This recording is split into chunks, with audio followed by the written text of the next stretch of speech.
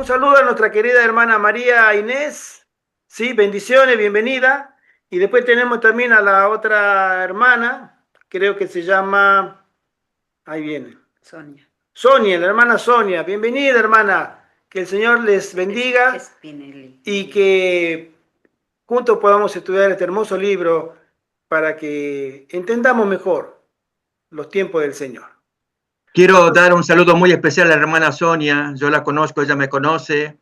Cuando llegamos al país fue entre las primeras hermanas que conocimos en la iglesia y aprecio mucho su presencia ahora. En aquel tiempo también, estoy pensando en el 2005. En ese tiempo fue que nos conocimos aquí en este país, ¿no? Y fue de grande apoyo, gran bendición durante todos los años en que ella conoce a mi familia y su presencia, su ministerio Sí, también. Ella está llevando un ministerio, ¿no? amén, Muy amén. agradable con su esposo, la familia. Y bueno, vernos a distancia. Ella vivía acá en este país, creo que se fue al Ecuador, creo, no sé, por ahí está moviéndose. Y me alegra mucho porque eso lleva un ministerio de sostén propio como lo hacemos nosotros. Así que Amén, gracias, amén. Sonia, por estar. Y al resto de hermanos, algunos conozco, otros no, pues muchas gracias por participar también. Amén, amén. Amén, bienvenido. Amén. Bueno, entonces vamos a dar comienzo con una oración, mis hermanos. ¿Cómo no? Así empezamos. Oramos. Querido Padre que estás en el cielo, te damos gracias por el tiempo que nos das para que estudiemos la palabra de Dios. Gracias, Señor, porque pones ante nosotros la ocasión de abrir la palabra, de ver en los textos sagrados tu voluntad, tu inspiración. Que guíes este estudio, rogamos la presencia del Santo Espíritu en nuestros corazones, que avives nuestra mente, nuestro corazón, para que tengamos más ganas de conocer más tu voluntad. Y lo pedimos todo agradecidos en el nombre de Jesús. Amén. Amén. Amén. Amén. Amén. Bien, mis hermanos, hoy vamos a completar Daniel capítulo 2. Recordemos cómo estamos trabajando. Es una hora de exposición, ¿sí? Y terminada la cual, entonces ahí traemos todas las preguntas, inquietudes, dudas, consultas sobre el tema de Daniel 2 especialmente. Si hay otras preguntas sobre Daniel o aún de los eventos finales, lo podemos hacer, pero ya cuando vayamos cerrando el tema, así nos abocamos totalmente a Daniel capítulo 2. Vale, también si alguien, perdón, si alguien tuviera consulta para no olvidarse, puede escribirla en el chat. Sí, el chat se leerá después, al final de la hora. Entonces exactamente, exactamente. Para que no pierdan, para que no se lo olviden, ¿no? Sí. Ya lo dejan sobre todo escrito. para que sintamos que participamos todos. O sea, que es cierto, es un seminario, se intenta traer material, pero también debe darse espacio a las consultas, a las dudas que podamos tener. Con respecto a Daniel capítulo 2, hermanos, el tema es muy conocido entre los adventistas. No obstante, hay asuntos que debiéramos reconocer o afirmar, porque luego reaparece en los capítulos 7 y 8, principalmente, y viene con nuevas aristas, pero las aristas las tenemos que haber visto en el capítulo 2, para que no sorprenda ciertas sorpresas que aparecen en el capítulo 7 y 8.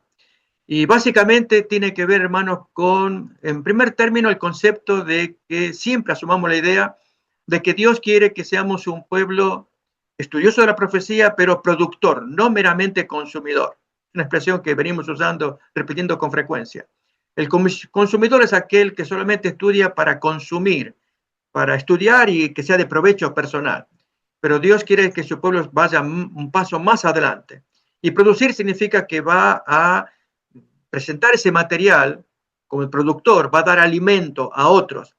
Y el pueblo adventista está siendo llamado para que al final del tiempo tenga que dar testimonio de lo que Dios le ha dado en su comprensión de la profecía.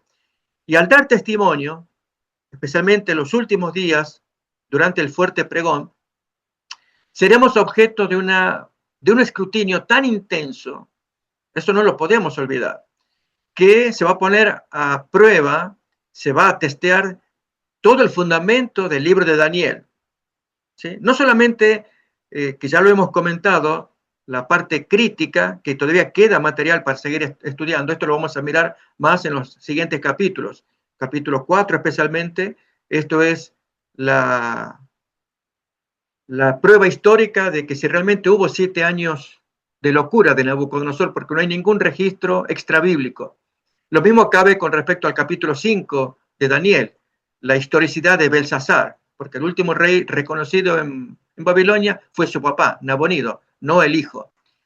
Otro tanto con Darío el Medo, eso lo hemos comentado, pero cuando lleguen los capítulos lo vamos a estudiar más a fondo, ¿no? Darío el Medo también es otro personaje jamás citado en fuentes extrabíblicas. El caso de Ciro sí es reconocido, pero reconocido como el último rey o el rey especial que tomó Babilonia, y no que lo haya tomado Darío el Medo, ¿sí? Y entonces, ¿cómo ver ese detalle de Darío el Medo? ¿Quién es este personaje? Sobre todo es un personaje muy importante porque es citado varias veces en Daniel, y nada menos que en capítulos sumamente importantes como el capítulo 9. Esto es, si el pedestal del capítulo 9 es endeble, con Darío el Medo, porque arranca diciendo que en el primer año de Darío el Medo se produce el capítulo 9. Ahí están las 70 semanas, en Daniel 9. Otro tanto ocurre con Daniel 11, también pedestal. En el versículo 1 menciona a Darío el Medo, pero nada menos que es la descripción del ángel Gabriel. Por un lado, Gabriel lo menciona, y luego todo el capítulo 11, la historia del rey del norte y el rey del sur. Entonces, si Darío el Medo no existió, como argumentan muchos, yo dije pedestal, ¿en qué queda el resto del capítulo? Capítulo 11, capítulo 9, ¿sí? Capítulo 6, otro tanto, la historia del foso de los leones, ¿sí? Entonces, todo eso, hermanos, lo vamos a mirar cuando lleguemos al capítulo 6, pero menciono esta parte para mostrar que vivimos en un ambiente crítico, pero más que nada por ser productores. Si uno no fuera productor, si fuera mero consumidor, ni nos interesa ese problema. ¿Por qué? Porque leemos Daniel para alimentarnos, punto. Pero, insisto, Dios a su pueblo lo pondrá en el pedestal para que predique, en el tapete, predique Daniel y Apocalipsis y defienda esos dos libros. Es fascinante. Daniel es mucho más criticado que Apocalipsis, ¿no? Y ante el mundo, tanto agnóstico, ateo como evangélico, Daniel está subordinado. Por eso, hermanos, más vale tener buena base, y el capítulo 2, que es el que vamos a completar ahora, esperamos completarlo, nos va a proveer esa base para que confiemos en lo que escribió Daniel. Vamos pues entonces, mis hermanos, a mirar algunas láminas ilustrativas y luego ir leyendo textos bíblicos también. Arrancamos con este primero, capítulo 46, 9 y 10, dice: yo soy Dios y no hay otro, yo soy Dios y no hay nadie semejante a mí. Yo anuncio lo por venir desde el principio y desde la antigüedad lo que aún no ha sido hecho. Yo digo, mi plan se realizará y haré todo lo que yo quiero, lo que yo planeo. La Reina Valera dice, mi consejo permanecerá. Y efectivamente Daniel 2 muestra como ningún otro, hermanos, si bien tal vez sea menos criticado, pero justamente como pueblo productor, permítame usar esa expresión, no pueblo consumidor. Cuando fundamentamos bien Daniel 2, entonces, como Daniel 7 y 8 es repetición de Daniel 2, con otros símbolos, entonces estamos bien fundamentados. Y me refiero, para ir siendo más directo, cuando tengamos que hablar de la tercera y cuarta bestia, ahí tendremos problemas. Esto equivale a la tercera y cuarta parte de la estatua. Esto es la parte de bronce y la parte de hierro, ¿sí? De la estatua, que ya conocemos, porque Daniel 2 es muy conocido. Pero hay partes en las que necesitamos fortalecer por la crítica. ¿Y cuál es la crítica? Es que quien fuera enemigo del cristianismo, ateo, llamado Porfirio, muerto en el 303 de la era cristiana, nacido en Tiro.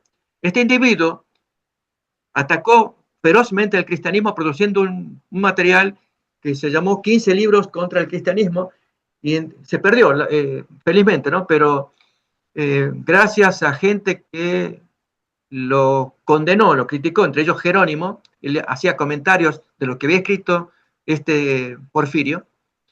Él critica la interpretación tradicional que hoy tenemos, diciendo que todo se cumple con Antíoco IV Epífanes, en el siglo II antes de Cristo, durante el tiempo de los macabeos, y ahí fue que Daniel inventó su historia. Ese es el argumento que usa Porfirio. Entonces ya vamos a llegar a hablar de un poquito más de este personaje, la interpretación evangélica, que es la principal, que ellos creen, tal como dijo Porfirio en el 303, que murió, o sea, lo escribió antes, obviamente, y que dónde está la falacia del argumento crítico de él y que lamentablemente se ha aceptado, para que se mantenga la interpretación. Llamativamente les cuento, hermanos, que los reformadores lo creían. Muchos cristianos a lo largo de los siglos creyeron la interpretación tradicional, pero desde hace unos 2 siglos posteriores a la Reforma, entra una escuela crítica, la alta crítica de Tubinga, en Alemania, y son ellos los que han redescubierto, han desenterrado las ideas de Porfirio, que estaban sepultadas, y ahora han campeado en el ambiente erudito, digamos, de las universidades, de los profesores, y lamentablemente entra a las iglesias mayormente evangélicas y aún católicas. No así con los adventistas. Los adventistas retenemos los que los reformadores creyeron y a lo largo de los siglos se mantuvo. ¿Cuál manera? La que vamos a estudiar, la que ya conocemos, de la estatua y sus diferentes partes y sus cumplimientos históricos. ¿Sí? Entonces, este texto introductorio muestra tal lo que Daniel 2 va a mostrar, y es que Dios ya sabe desde el principio y quiere que se le respete, que se le oiga, que se le escuche. En el caso de nuestros principales personajes, recuerden una expresión que hemos usado, la hechura de los caudillos según el mundo, contra la hechura del caudillo de Dios, como fue Daniel. Daniel fue un caudillo, fue un líder, realmente un fuera de serie, porque de cabo a rabo, desde que entró a sus 18 años hasta el tercer año de Ciro, estamos hablando del año 535, fue sumamente respetado. La Biblia lo muestra, hermanos, moralmente si uno estudia a fondo, y tal como el espíritu de profecía nos lo presenta también a Daniel, en todo sentido, no solamente con el tema de la alimentación, que es una parte muy importante, pero todo el resto, moralmente, es un gran personaje. La prueba está cómo fue querido por Darío el Medo, por Ciro, por Nabucodonosor, ¿sí? Que fueron los grandes reyes de sus días, ¿no? Porque mantuvo un carácter y por medio de él Dios pudo revelar todas las cosas que quería revelar, y especialmente con el capítulo 2 y el 4 también, que afecta al imperio babilónico, mientras que los otros capítulos tienen que ver con Daniel en particular, o sea, Dios le manda a él que lo escriba, que haya afectado o no a Belsasar, por ejemplo, porque en el capítulo 7 y 8 ya entra Belsasar, el siguiente, bueno, hubo más reyes en el imperio babilónico, después de Nabucodonosor, le sigue el hijo, Amel Marduk, le siguen otros 2 más, y luego viene Nabonido. Él entra en el 556 antes de Cristo, y 3 años más tarde empieza el primer sueño en Daniel 7, ¿no? Con la corregencia de Belsasar. Entonces, que si Belsasar leyó el material, le interesó, uno no sabe. Lo mismo el siguiente, capítulo 8, que es hecho en el tercer año de Belsasar, en el 551 antes de Cristo. Lo mismo, si le interesó o no, no sabemos. De lo que queda de Babilonia, digamos, de los restantes reyes de Babilonia. Pero sí, el siguiente imperio, que es Medo-Persia, con Darío el Medo y Ciro, sí, ellos sí tomaron interés. Y eso es lo que nos importa, hermanos, que los capítulos 2 y 4 afecten al mundo secular, o sea, en este caso a Nabucodonosor, a esa gente. Y así tiene que pasar con nosotros, hermanos. Yo les confieso, soy muy afecto a sacar lecciones de las historias de la Biblia. Y una cosa es el productor y otra es el consumidor. En el caso de Daniel, como productor, afecta a Nabucodonosor en el capítulo 2 y en el capítulo 4. Y en el capítulo 3, los muchachos amigos de Daniel afectan a Nabucodonosor. Eso significa que Dios nos pone para afectar a otros. Ese es el productor. El consumidor es el que no afecta, es el que consume. Y qué lindo que estudié, qué lindo, voy a orar y que Dios bendiga a mi familia. Y ahí terminó su historia. No, hermanos, tenemos que hacer más. Aunque sea que afectemos al vecino, o sea, al pariente, a aquel que no es cristiano, con lo que vamos aprendiendo, afectemos a otros. ¿Sí? Esa es la idea que quiere traer el libro de Daniel. Y ya, yo dije, capítulo 7 en adelante, ya va a afectar a Daniel solamente. Es material para él y para quienes quieran escucharlo, seguirlo, pero lo básico ya se dio del 1 al 6 que afecta al mundo. ¿Sí? Incluso en el capítulo 10, todavía sigue entrando en escena Daniel con Ciro, cuando él hace 3 semanas de ayuno y una gran pelea, un problema que hay entre Gabriel y Satanás por la mente de Ciro, según Daniel 10. Es un capítulo sumamente fascinante. Y cómo Daniel sigue afectando todavía, en este caso, el imperio persa, afectando con sus oraciones, para que Dios complete su plan con Ciro. Ciro estaba sufriendo un tremendo sacudón en Daniel capítulo 10. ¿Sí? Oportunamente vamos a llegar a eso también. Bien, hermanos, con esto ya tenemos una introducción para darle el valor al capítulo 2 de Daniel. El sueño de un rey tenemos acá, ¿sí? La aspiración, porque Dios aprovechó las circunstancias que estaba teniendo en su corazón, como luego Daniel se lo va a revelar. Aquí, mis hermanos, tenemos una imagen de lo que pudo haber sido Babilonia. De hecho, hay partes que sí son reales en lo que es la reconstrucción debido a los restos arqueológicos. Aquí, por ejemplo, en este mapa, esto se va a ver con más detalle en el capítulo 5, cómo fue tomada Babilonia. Pero para mostrarles, hermanos, recuerden, una está basado en los restos arqueológicos, en las excavaciones que se han hecho allí en la zona de Babilonia. ¿Sí? Hay mucho material sepultado, se traen restos de óstraca, se llaman así, textos cuneiformes, que es en forma de cuña, pero hay poco personal humano para traducirlo. Mucho está en el Museo de Londres. Ahí esta gente paga mucha plata a sus excavadores que viajen hasta allá y trabajan durante años, y excavan hasta que encuentran cualquier pieza y las van coleccionando. Luego las traen a Londres, en el Museo de Londres, y allí las exponen. Y luego buscar la gente que traduzca ese material. Acá entre estas cosas, una que señalo, hermanos, es el río Éufrates, que cruza por dentro de la ciudad. La ciudad fue construida en base a este río. ¿Sí? Este es uno de los 2 ríos mencionados en el paraíso, el Tigris y el Éufrates. ¿Sí? Y ahí, lógicamente, esto enriquecía sumamente, porque era zona próspera, como suele pasar con las Mesopotamias. Cuando era niño escuché que solamente hay 2 Mesopotamias en el mundo.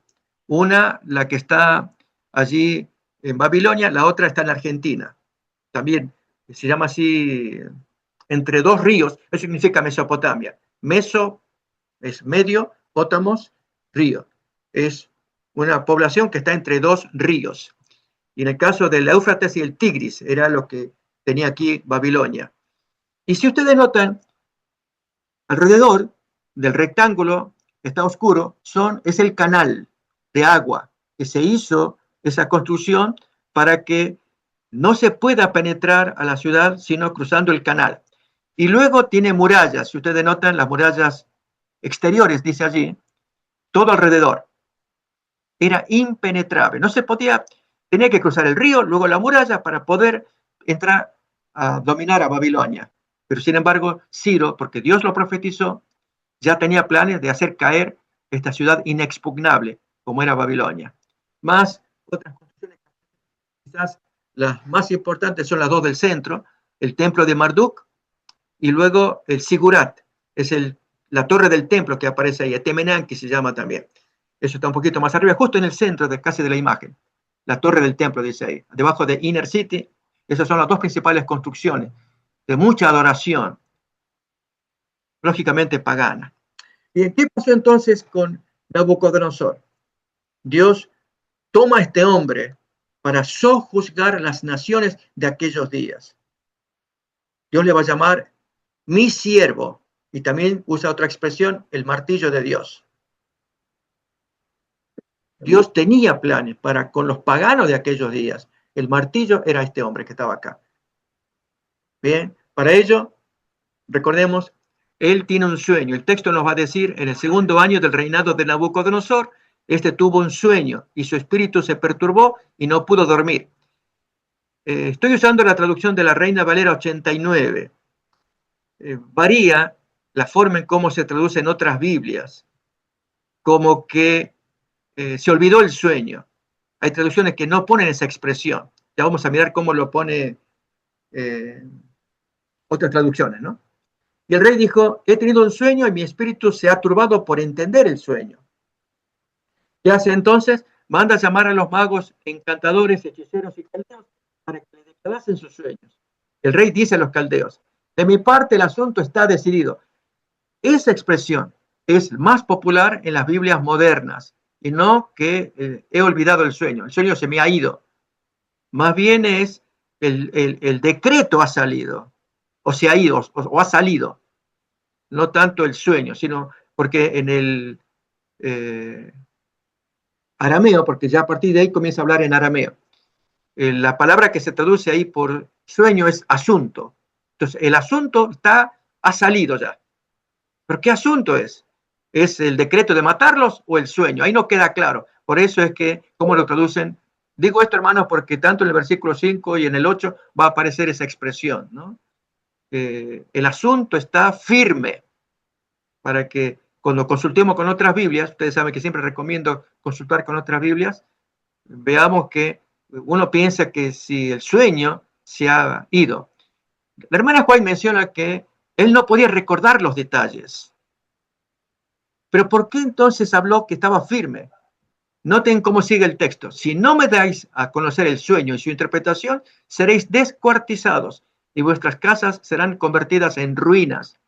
Esto muestra que Nabucodonosor comenzó a tener desconfianza de esa gente y muy especialmente, eso no está aprobado porque habría que hacer encajar los tiempos de Daniel, los 3 primeros años de entrenamiento que tuvo con estos magos. Y es que vio mucha sabiduría. Esta es la opinión que tengo yo, hermano.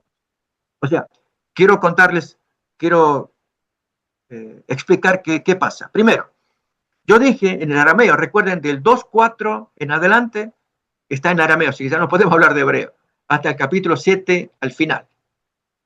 Si a alguien por ahí le interesa, en internet están los textos hebreo y arameo disponibles, ¿no? Gratis ahí en internet. Está la edición en libro de Clie. Ahí trae 4 tomos y lo trae interlineal. Hebreo, arameo y el español. Uno puede seguir ahí, ¿no? Y en esas traducciones, cuando son literales siguiendo el texto, pone lo que estoy diciendo, que el asunto está firme, decidido. ¿Sí? Pero cuando yo dije que está firme, decidido, ¿era por qué? Porque el rey ya tiene desconfianza de los magos por la experiencia que tuvo con Daniel en el capítulo anterior. O sea, vio a Daniel 10 veces mejor que estos magos, una sabiduría superior, respondía todo, no era tan artero como estos magos que, como cuenta, podemos abrir el texto en Ezequiel capítulo 21-21. Quizás podemos mirar ese texto para entender a qué me estoy refiriendo cuando 21 y 22. Lo leo así, ¿no?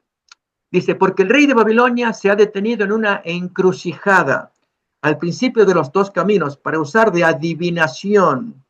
Ha sacudido las saetas, consultó a sus ídolos, miró el hígado. Noten la manera de consultar que tenían estos magos de los días de Nabucodonosor.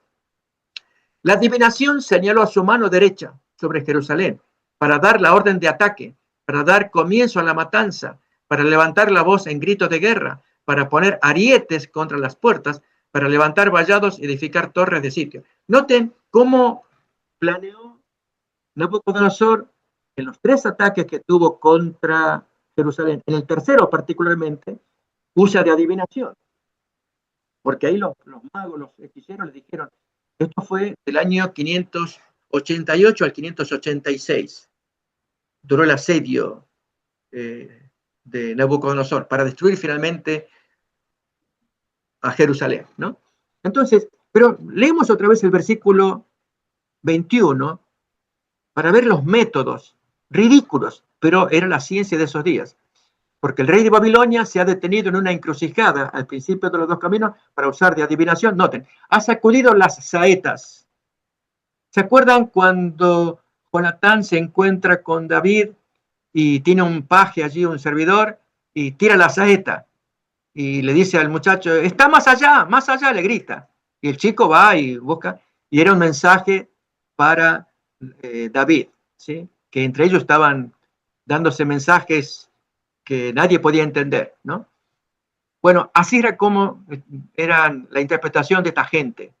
Consultaban las saetas y para dónde cae la saeta, si para la izquierda, para la derecha, o consulta el hígado, la hepatoscopia se llamaba, que el cliente, en este caso el rey, tenía que sacrificar un animal, traer el hígado de ese animal y lo presentaba ante los magos, los encantadores, o sea, los hechiceros, y estos traían ya su propia maqueta de hígado.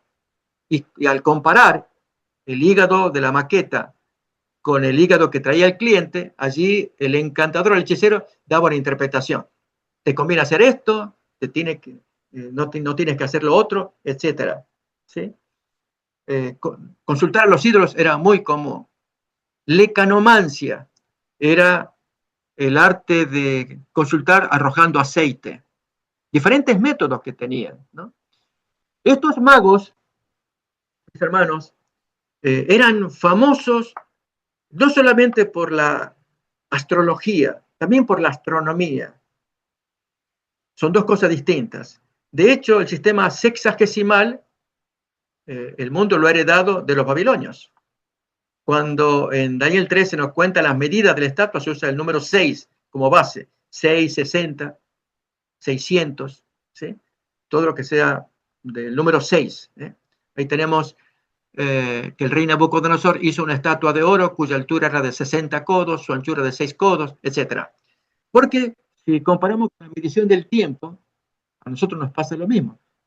Tenemos el reloj, la hora, el tiempo, que decimos, el día tiene 24 horas, pero la hora tiene 60 minutos, el minuto tiene 60 segundos. ¿De dónde sacamos esa forma de clasificar? Pues de los babilonios. Cuando hablamos de astronomía, hermanos, estaban tan avanzados que hubo un astrónomo babilonio llamado Naburimano, del año 500. Uno lo puede buscar en Wikipedia y va a aparecer también. Este individuo calculó la traslación de la Tierra alrededor del Sol. Hoy sabemos que ya dura 365 días, 5 horas, 48 minutos y tantos segundos. Y este individuo hizo el cálculo y le erró por 26 minutos. Noten cuán avanzado estaba. Y incluso años más tarde, hay otro individuo, Kidinu, babilonio también, del año 390, más o menos 100 años más adelante. Él, cuando hace cálculos también relativos a la Tierra de astronomía, le erra por menos minutos, está mucho más avanzado de lo que los científicos modernos lo estaban hasta hace pocos años atrás. ¿Cómo esta gente lo hizo? Piensen en las torres o en las pirámides de Egipto. Hasta el día de hoy asombra. ¿Cómo hicieron eso? Entonces estamos hablando de gente científica de Egipto, así lo mismo en Babilonia. Estaban avanzados, pero junto con ello la idolatría.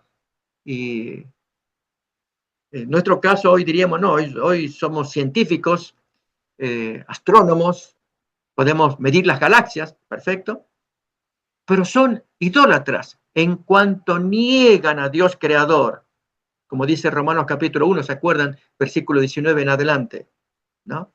que teniendo las evidencias de Dios, que lo que de Dios se conoce es manifiesto, Dios se lo manifestó, dice el 19, que las cosas invisibles de Él, su eterno poder y deidad, se hacen claramente visibles desde la creación del mundo, siendo entendidas por medio de las cosas hechas. Por lo tanto, allí podemos adorar a un creador, gracias que miramos la naturaleza, pero no, en lugar de eso, se vuelven tontos. Entonces, ¿qué diferencia hay entre nuestros días y los días de los babilonios? Alguien dirá, yo quiero ver a Dios, quiero mirar su cara, su mano. Entonces la respuesta que podemos dar, hermanos, es, Dios no va a dejar ver su mano, pero dejó el guante donde puso su mano. Y ese guante es la naturaleza. Ahí está el guante de Dios. Ahí están los dedos de Dios en ese guante. Pero la gente no lo quiere reconocer, como cuenta ahí luego el texto de Romanos 1, 21, 22 en adelante, esta gente que se hicieron necios adorando a la criatura en lugar del Creador. Entonces, por eso es que Dios tiene que castigar, en el caso de Babilonia, lo va a hacer en su momento por medio de Ciro, pero mientras tanto usa a Nabucodonosor para castigar a las naciones que ya habían llegado a su colmo, contemporáneas de Jerusalén. Entonces, cuando leo otra vez Daniel 2 y 5, especialmente el 5, el rey dijo a los caldeos, de mi parte el asunto está decidido, si no me dais a conocer el sueño y su interpretación. Entonces yo dije, hermanos, que creo yo, esta es una opinión mía, que el rey tomó esa determinación de matarlos porque estaba chasqueado con ellos por la experiencia vivida en el capítulo anterior. Al ver lo brillante que era el jovencito, al responder 10 veces mejor que los magos de sus días. Y al decir que duró 3 años el aprendizaje de Daniel, y en el segundo año pasó esto con Nabucodonosor, entonces ahí viene que hay quienes quieren hacer encajar ambos periodos, y no es difícil, porque esos 3 años bien pueden empezar con el año, esto lo hemos comentado en el primer video, con el año ascensional de Nabucodonosor, que no se lo computa como primer año, sino es el año ascensional, luego cuando él toma el poder ya va a ser el primer año, y por lo tanto Daniel, cuando tiene los 3 años, es equivalente al segundo año. En otras palabras, Daniel termina sus estudios y luego de ello ya tiene el sueño Nabucodonosor. Ahí donde encajaría perfectamente el tiempo de ambos periodos, los 3 años de Daniel 1 y el segundo año de Nabucodonosor. No sé, hermanos, si soy claro al explicarlo, pero si hay preguntas, anoten y lo volvemos a comentar para aclararlo mejor al final. Lo cierto es que esta gente, pues, asustados, tiene que admitir, no hay hombre sobre la tierra que pueda declarar el asunto del rey, porque el asunto que el rey demanda es difícil, y no hay quien lo pueda declarar al rey, salvo los dioses cuya morada no es con la carne. Ahí, hermanos, es el chasco que mueve a Nabucodonosor para enviarlos a matar, porque él creía que eran los intermediarios entre los dioses y el ser humano, estos magos que tenían comunicación con los dioses. Ya cuando estudiamos de Ciro, vamos a ver, hermanos, cómo ganó él a Lidia, las 3 costillas del oso, cuando tengamos que ir a Daniel 7. La primera costilla es Lidia, del año 546. Y Ciro le ganó justamente porque el rey Creso de Lidia, él se confió en uno de estos magos propios de él, eso cuenta la historia también, y el mago dio un vaticinio u oráculo, y el rey se confió y le salió al revés, como decimos, el tiro por la culata, y así perdió, por haber confiado en ese vaticinio. Así que antiguamente se guiaban por los vaticinios, pero hermano, no es extraño, hoy ocurre lo mismo. Hoy, las Naciones Unidas, ustedes saben, no hace mucho apareció reunidas allí las Naciones Unidas y una dama, una bruja, danzando entre ellos. Hasta se habla de la Pachamama, la diosa de la tierra. ¿Por qué? Porque con este tema de la ecología hacen que se proteja la tierra, que no se le haga daño a la tierra. Y entonces aparecen los dos elementos, el que defiende la tierra y el otro que le hace daño. ¿Sí? Pero hermanos, uno y otro tienen que someterse al creador, que es el dueño de la tierra, no a la tierra en sí, como que fuera la Pachamama la que nos va a dar de comer, de hecho nos da de comer, pero como una diosa, a eso me refiero. ¿Sí?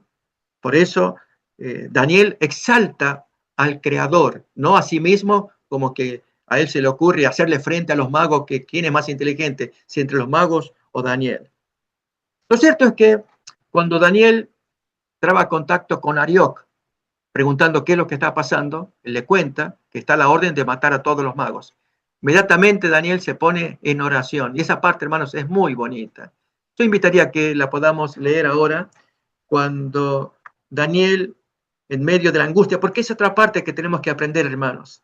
Daniel es un modelo para los últimos días, para los santos que van a llegar, si llegan al final, para formar parte de los 144.000. Se caracterizaron por la oración, y especialmente en momentos muy dramáticos, como los que estamos viviendo, que era exterminarlos a todos, incluido Daniel también. Así que voy a invitar a que abramos la porción de Daniel 2, leer allí en cuanto a la oración. Lo mismo haremos con Apocalipsis capítulo 8, también habla de la oración y de los últimos días. Abrimos pues, miren el texto que dice: y Daniel entró y pidió al rey que le diese tiempo y que él mostraría la interpretación al rey.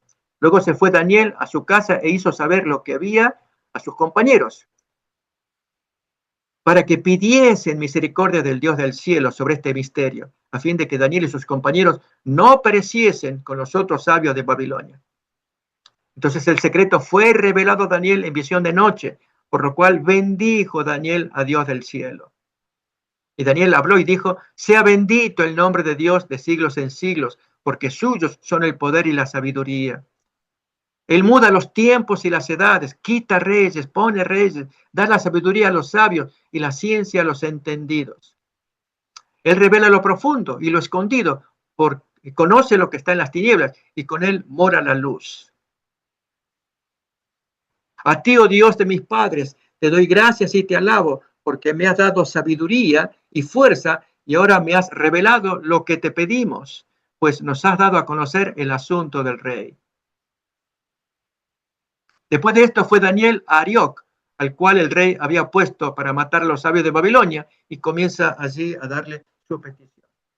Sí, mis hermanos, yo quiero exaltar esta parte de la oración, especialmente en los días finales. Voy a invitar a que abramos también Apocalipsis capítulo 8, los versículos 2 en adelante.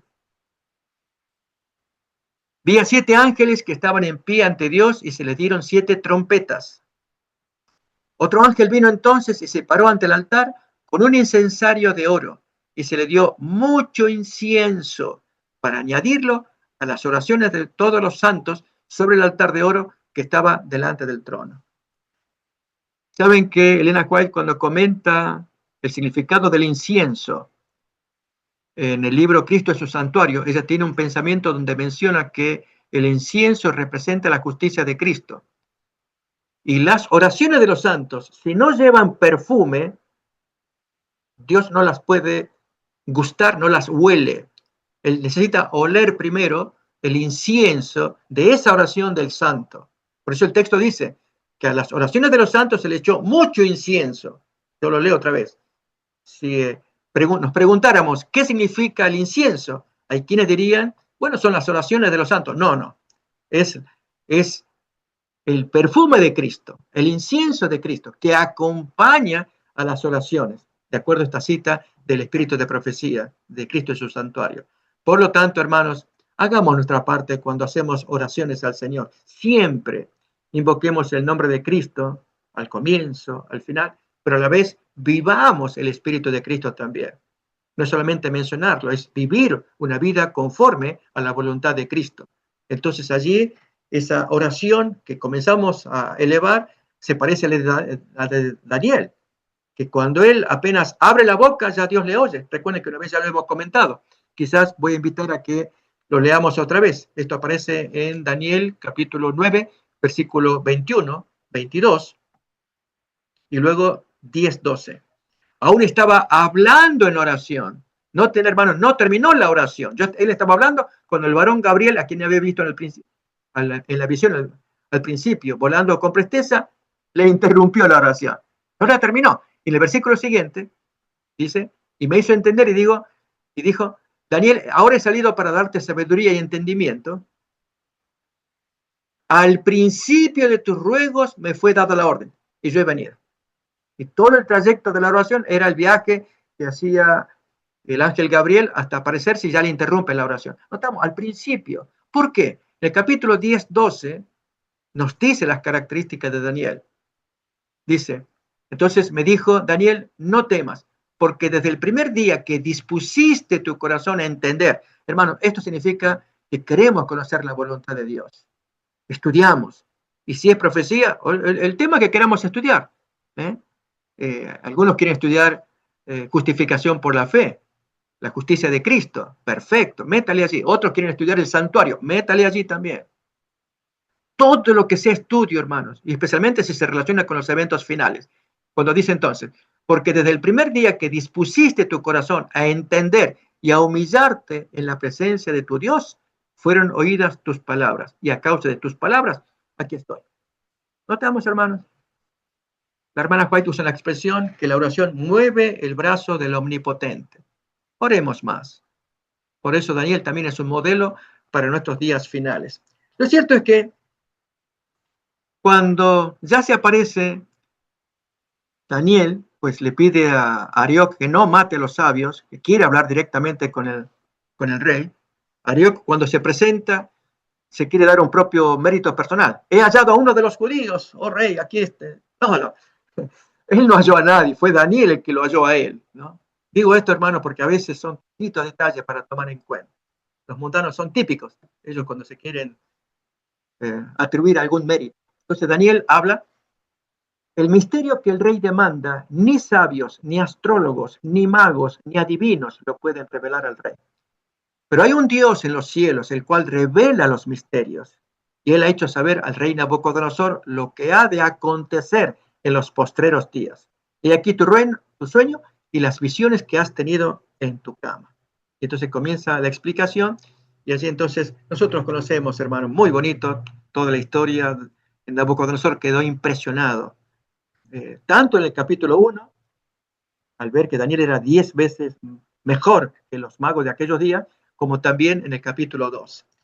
Y entonces al darle la descripción de los reinos, que ahora ya vamos a mirar en detalle, ¿no? Solamente aquí una vista panorámica. Hagamos el esfuerzo, hermanos, para que la gente conozca a Daniel 2. Es muy simple, sencillo, muy agradable, en todo sentido.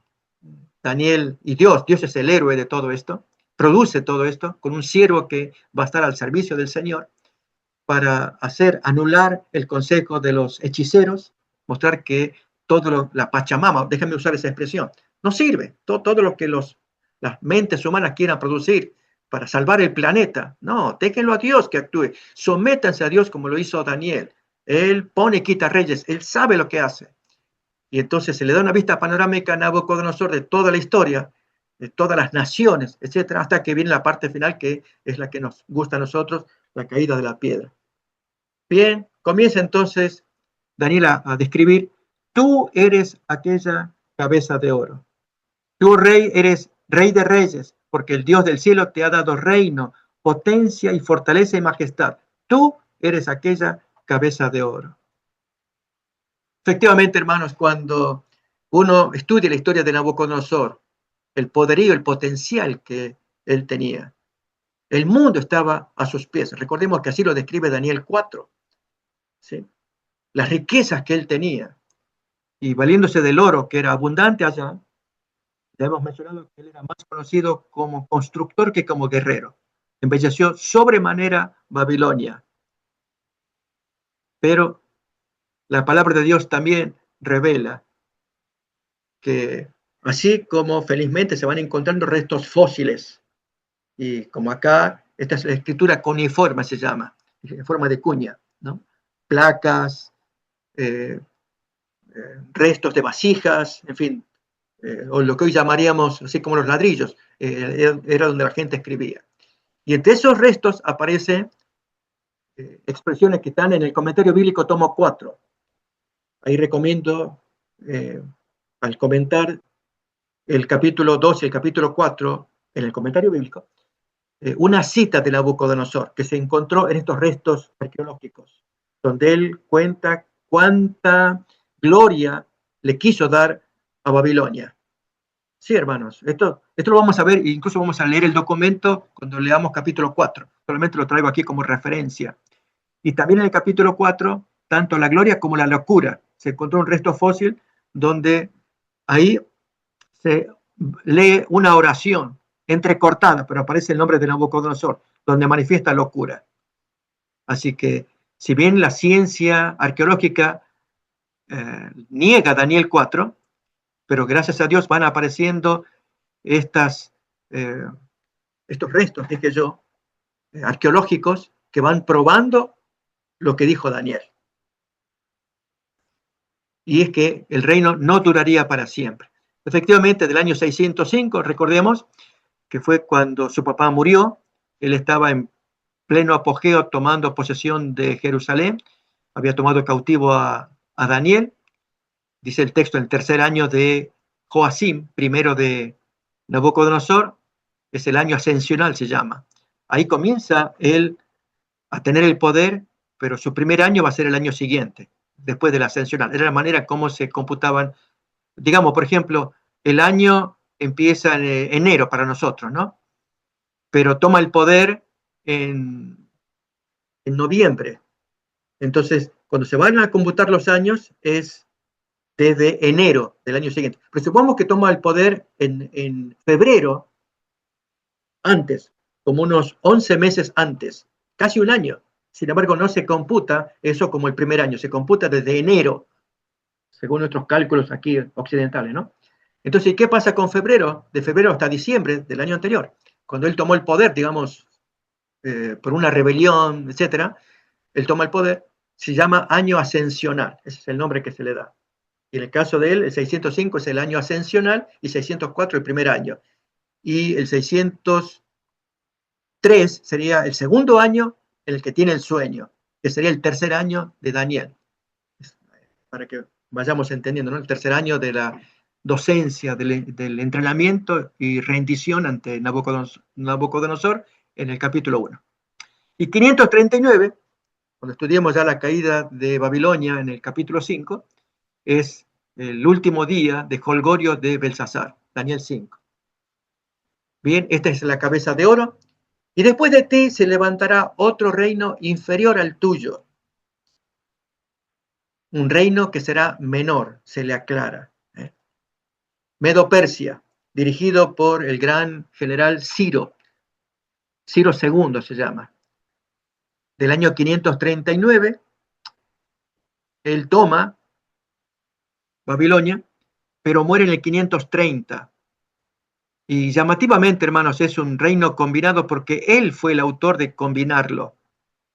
En el 550 toma a Media y no la destruyó porque quien gobernaba Media era su abuelo, Astiages, que va a ser el Asuero de Darío. Darío, hijo de Asuero. Eso ya lo vamos a explicar en su momento, ¿no? La hermana White menciona, felizmente aparecen las citas del espíritu de profecía y confiamos en ella, que Ciro tenía su tío a quien le entrega el reino, que era Darío el Medo, pero en la historia secular se lo conoce como Seajares II. Entonces, su papá, Astiages, era el abuelo de Ciro, y este era el rey de Media en ese tiempo, 550, dije. Entonces ahí se une, Ciro vence a su abuelo, no lo mata, y en lugar de destruir los ejércitos o la población, él no se caracterizó por eso, era conquistar, como podía. Y así se hizo de mucho dinero, digamos. Pero del año 550 al 530, ahí murió, en el 530 le sigue su hijo Cambises. Y ya luego el falso Esmerdi, y después Darío el Grande, Darío el Persa, del tiempo de Ageo. En su momento quizás ya vamos a ver las listas para ubicarnos en el tiempo y así ubicar a los profetas. Cuando apareció Ageo en el capítulo 1 y Zacarías también, el profeta Zacarías, profeta más joven. Y 331 es el año que termina este imperio por mano de Alejandro Magno. Entonces, Medo-Persia, recordemos, está representado por los pechos y brazos de plata. Aquí, hermanos, tenemos una pequeña semblanza de lo que pasó en Babilonia en los últimos días. Con Belsasar, la escritura en la pared, Daniel que interpreta. Es fascinante, hermanos, cuando estudiamos esta parte, la vamos a estudiar con detalle, el significado de la escritura. Voy adelantando, se usan monedas. La mina, el tekel y el pérez eran monedas que tenían valor. La mina valía 60 shekel o tekel. Tekel en arameo, shekel en hebreo. Y el pérez era la mitad de la mina. Se le entregó a Belsasar 60, pero él rindió una 60ª parte. Es terrible. Es tal y cual como la parábola de los talentos o de las minas en el Nuevo Testamento. Es decir, se nos da algo y luego se nos pide cuenta de qué hemos hecho con aquello que se nos dio. Bueno, de eso trata la escritura en la pared. Se te pesa y tú no pesas nada. Se te dio, mira lo que hiciste. Ese es un mensaje para nosotros, hermanos. Y esto tiene que ver con otro tema que va a aparecer en el capítulo 7, que es el juicio investigador, muy negado por el mundo cristiano. Por eso, hermano, el libro de Daniel es fascinante. Es leerlo, hurgarlo. Nos provoca, como este caso del juicio investigador. ¿En qué otras partes de la Biblia aparece este fenómeno llamado juicio investigador? Ya que vamos a escuchar críticas. Pastor. Sí. Una cosita, creo sí. que el micrófono no lo tienes cerca porque a veces se va y se viene el audio, va y viene. Okay. Si lo puedes acercar un poquito, sería mejor. Gracias. Sí. Ok, sí. Está bien. Decía, hermanos, que con el tema del juicio investigador, es uno de los temas capitales del tiempo del fin. Y esto aparece bien señalado en la doctrina del santuario, otro concepto, son pilares que Dios quiere que en los días finales se pongan en alto. Pero cuando hay gente moderna, cristiana, evangélica, que cuestionen, ustedes pueden buscar en internet, hermanos, respecto del juicio investigador adventista, van a ver las críticas constantes, no hay base bíblica, ¿de dónde sacaron? ¿Quién inventó eso? Porque va en contra de la teoría popular calvinista de la predestinación, que ya Dios decidió de antemano, desde la eternidad, predestinó quiénes se salvarían, y por lo tanto, si ya destinó quiénes se salvan, ¿quiénes son estos para andar cuestionando mi salvación? Diciéndome que tengo que pasar a inspección primero, para que entonces se me dé la aprobación. No, hermanos, esto Calvino hizo mucho daño con su teoría de la doble predestinación, de los buenos y de los malos, ¿no? De los que se salvan y de los que se pierden. Por eso que este tema del juicio que se le hace a Belsasar es uno de los pilares para entender el concepto de juicio investigador que ya viene desde la creación, con las preguntas que Dios le hace a Adán, a Eva, luego a Caín, y así a lo largo de las páginas sagradas se observa esto. Quizás un ejemplo que traigo del Nuevo Testamento es el diálogo de Pedro con Ananías y Zafira, en que primeramente a Ananías se le descubre que es mentiroso y cae muerto. Pero a Zafira, allí se le dio chance mediante el juicio investigador, o sea, se le hace la investigación con una pregunta. ¿Es cierto, Zafira? Recuerden que ella apareció 3 horas después de la muerte del marido. ¿Es cierto que ustedes vendieron así y así la propiedad? Y según la respuesta de ella, ¿se salvaba o se perdía? Recordemos, el marido había vendido la propiedad, digamos, $500,000, por usar una expresión nomás, y entonces la entregó por 300,000, diciendo, yo vendí la propiedad totalmente por 300,000. ¿Por qué lo hizo? Porque quería ganar, la hermana Joy cuenta eso también, el beneplácito, la buena opinión de los apóstoles, como le había ganado Bernabé, que fue la mención anterior en esa porción del caso de Ananías. Hechos 4, última parte, ahí aparece la experiencia de Bernabé. Él lo dio de corazón, todo lo que vendió, ahí lo entregó. Y la cual menciona que ganó un puesto honorífico, ¿sí? Así, bonito, cómo se describe este hecho. Entonces ahí se entiende por qué Ananías también quería tener ese puesto honorífico, pero mintiendo. Y sí, entonces cuando le preguntan a Zafira, ¿en cuánto vendieron la propiedad de ustedes.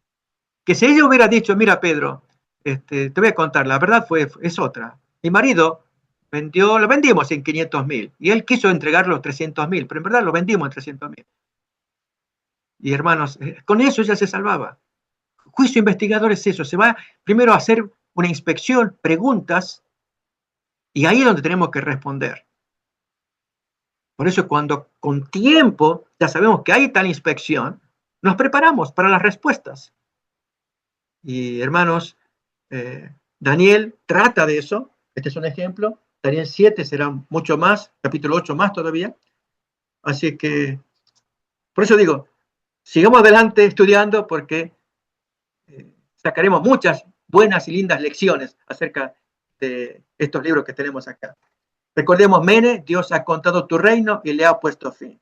Tekel o Shekel ha sido pesado en balanza y ha sido hallado falto. Tekel es en arameo, Shekel en hebreo. Y Uparsin es el plural de Pérez. Pérez es el singular, U significa y Parsin es plural.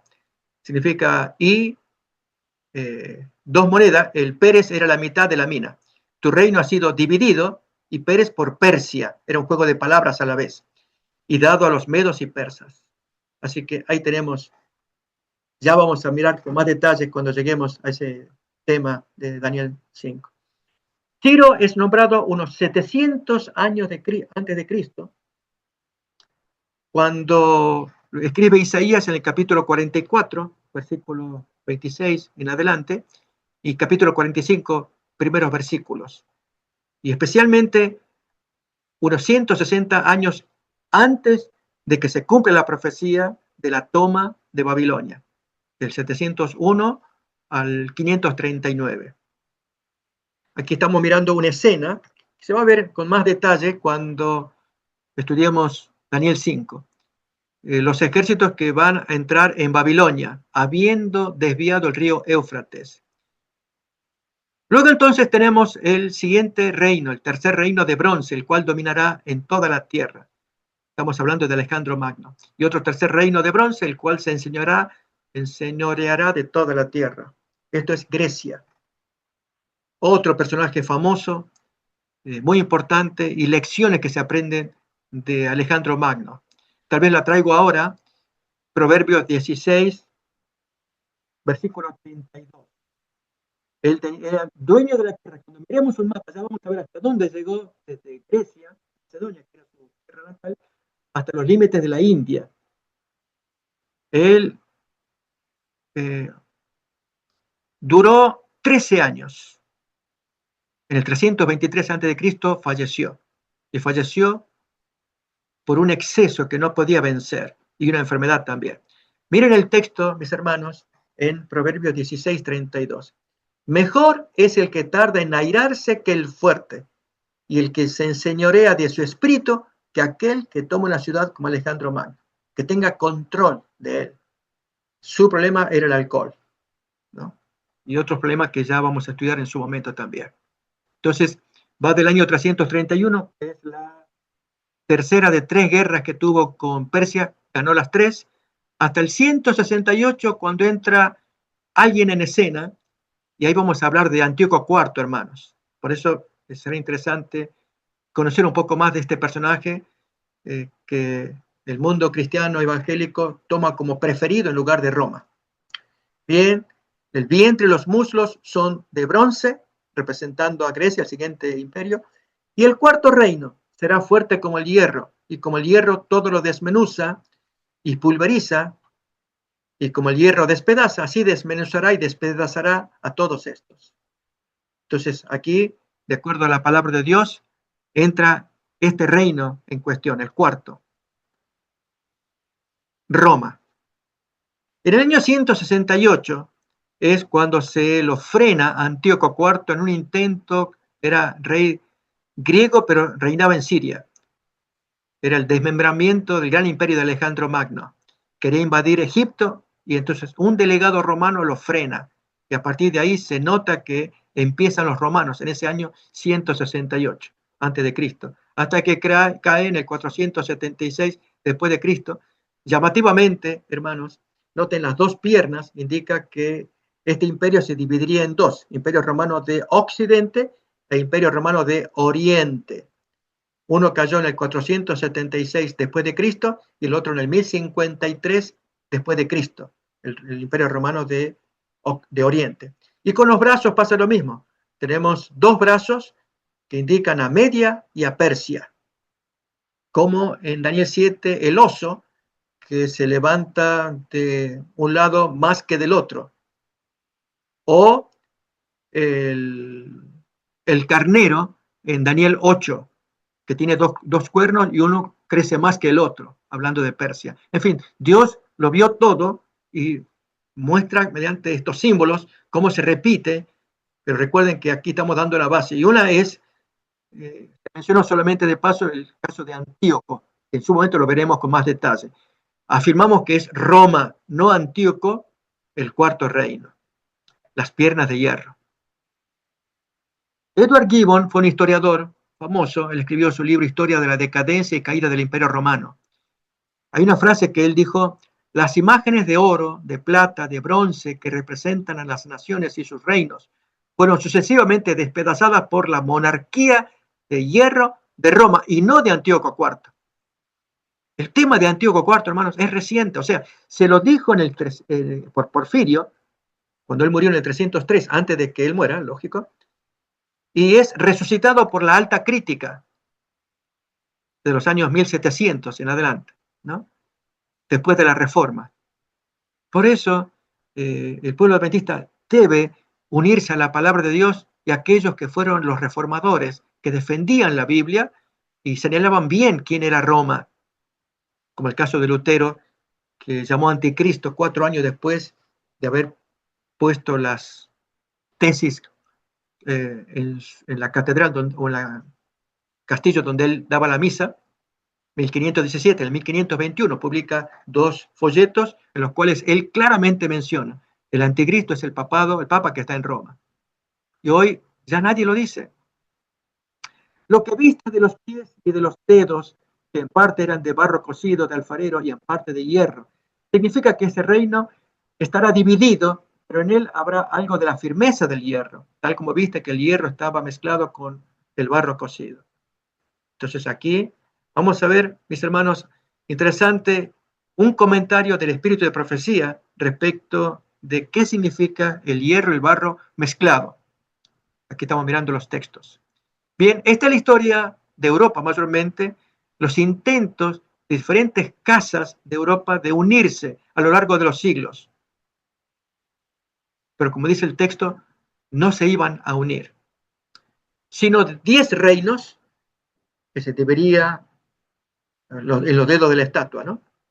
Y aquí tenemos estos 10, los alamanes llamados así, que tienen que ver con los alemanes, los burgundios con los suizos, los francos con los franceses, los lombardos, sajones, suevos, visigodos, y los 3 últimos, érulos, vándalos y ostrogodos, ya no existen, ¿sí? Y aquí entonces el territorio en que estos 10 reinos, que son los 10 dedos de la estatua, los suevos, los visigodos, los francos, noten cómo se distribuía su territorio en esos días del Imperio Romano.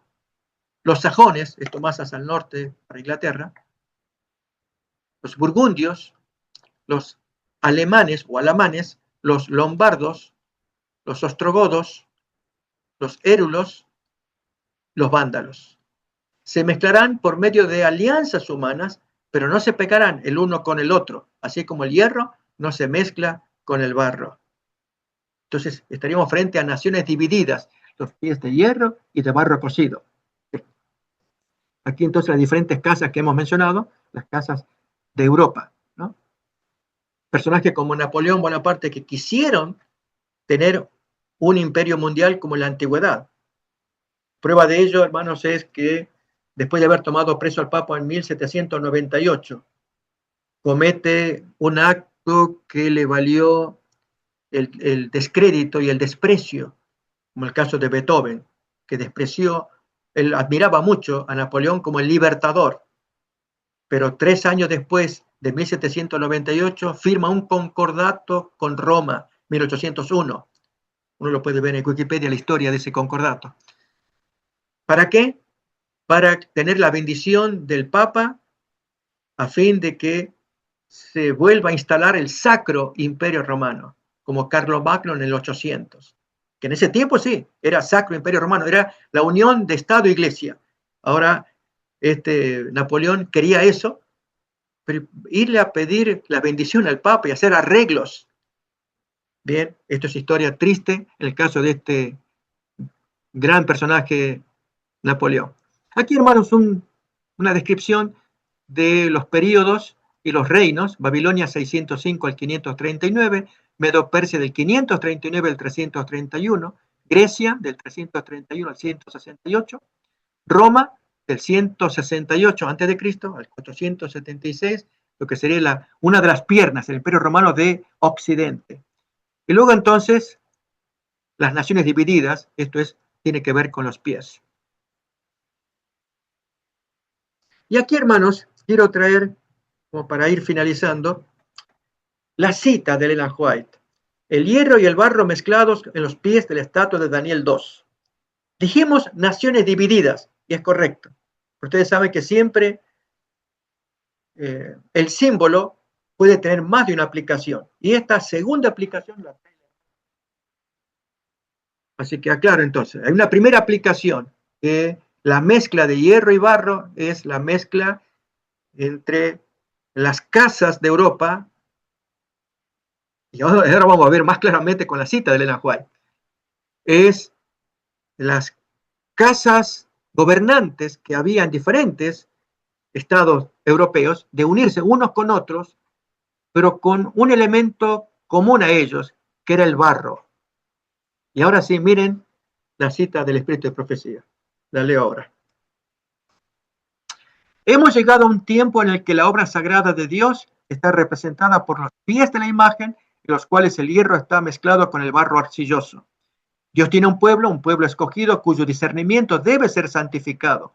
Un pueblo que no debe volverse impuro al poner sobre el fundamento madera, heno y hojarasca. Toda alma que sea leal a los mandamientos de Dios verá que el rasgo distintivo de nuestra fe es el sábado del séptimo día. Si el gobierno honrara el sábado tal como Dios lo ha ordenado, se mantendría firme en la fortaleza de Dios y en defensa de la fe que fue una vez dada a los santos. Pero los estadistas sostendrán el sábado espurio, o sea, el domingo, y mezclarán su fe religiosa con la observancia de este hijo del papado, noten cómo se le llama el domingo, colocándolo por encima del sábado que el Señor ha santificado y bendecido, apartándolo para que el hombre lo guarde como santo, como una señal entre él y su pueblo por 1000 generaciones. La mezcla de los asuntos eclesiásticos y los asuntos de Estado está representada por el hierro y el barro. Ahí entendemos cómo se unen estas casas, dije yo, gobernantes de Europa, que son descendientes del Imperio Romano, son las 10 tribus, pero se unen con el barro. ¿A quién representa el barro? La religión. Eso es hierro y barro. El hierro del antiguo Imperio Romano, que cae en 476, y lo reemplazarán las 10 tribus bárbaras, son paganos, pero son políticos. El hierro está representado por ellos, y el barro ahora son los asuntos eclesiásticos que se mezclan. Y así es como se compone Europa con el paso del tiempo durante la Edad Media. Esta unión está debilitando todo el poder de las iglesias. Este acto de investir a la iglesia con el poder del Estado traerá resultados nefastos. Los hombres casi han traspasado el límite de la paciencia de Dios, han invertido sus fuerzas en la política y se han unido al papado. Pero llegará el tiempo en que Dios castigará a aquellos que han invalidado su ley y su obra malvada recaerá sobre ellos mismos. Manuscrito 63 de 1899. Y no podía faltar, hermanos, esta parte tan preciosa que dice: y en los días de estos reyes, el Dios de los cielos levantará un reino que jamás será destruido ni será dejado a otro pueblo. Este desmenuzará y acabará con todos estos reinos, pero él permanecerá para siempre. Aquí, hermanos, estamos casi concluyendo, solamente agregando algo. Y es que a la luz de las historias paralelas de Daniel 7 y Daniel 8, que va a repetir la historia de la sucesión de imperios, hay que agregar algo. Y es como que con el capítulo 7 y el 8 se arroja más luz, como que usamos una lupa para mirar el capítulo 2, pero ahora en lupa, o sea, más profundamente. Esto es capítulo 7 y capítulo 8. Y en el capítulo 7 aparece el reino de Dios, pero en dos partes. ¿Cuál es el reino de Dios? Lo que se llamaría el reino de Jure, el reino de derecho. Esto es cuando Jesús en 1844, de acuerdo a Daniel 8, recibe el reino de derecho. Esto es el juicio investigador, los archivos, los libros de los cuales o en los cuales tendrá que buscar quiénes son los aprobados para formar parte del reino. ¿Sí? Recibe el derecho al reino en 1844. Y el reino de facto, yo dije el reino de jure, es el reino de derecho. Y el reino de facto es el reino de hecho en la segunda venida. Y esta imagen que está acá, de la piedra, siempre hemos interpretado como pueblo adventista que es la segunda venida. Pero sería bueno, hermanos, que vayamos incorporando ya, de acuerdo a Daniel 7 y aún a Daniel 8, con la purificación del santuario, que el reino se divide en dos fases. Está la fase primera, que es luego que aparece la historia de todos los reinos, uno tras otro. Durante el cuarto reino aparece el reino de Jure, es decir, Jesús se presenta ante el Padre y le entregan el reino, dirá Daniel 7, que es los archivos, los libros de la gente que será juzgada y aprobada. Y luego el reino de facto es la segunda venida, teniendo ya todos los libros en orden, habiendo purificado los pecados del pueblo, ahora sí, ya está en condiciones de venir a llevarse a su gente, el reino de facto, en la segunda venida. ¿Sí? Esto para que tengamos presente el significado de la piedra. En mi entender tiene doble significado a la luz de Daniel 7 y Daniel 8, que es una ampliación del capítulo 2. Así, mis hermanos, estamos concluyendo esta presentación de Daniel 2 y agradezco que hayan participado escuchando. Y ahora sí, si tenemos preguntas, inquietudes, sentámonos libres, hermanos, para proponer, conversar, dialogar, en fin, tendremos unos 30 minutos para abarcar o más lo que sea necesario. ¿Sí? Adelante, hermanos. Bien, muchas gracias, pastor. Muy, muy interesante la ponencia, el tema. Y bueno, acá todavía no tenemos preguntas de los hermanos que nos acompañan. Lo que sí queremos hacer es obviamente saludar a toda la gente linda que nos está acompañando, que se agregó durante la misma charla. El hermano Tomás, la hermana Mariela, saludos, bendiciones.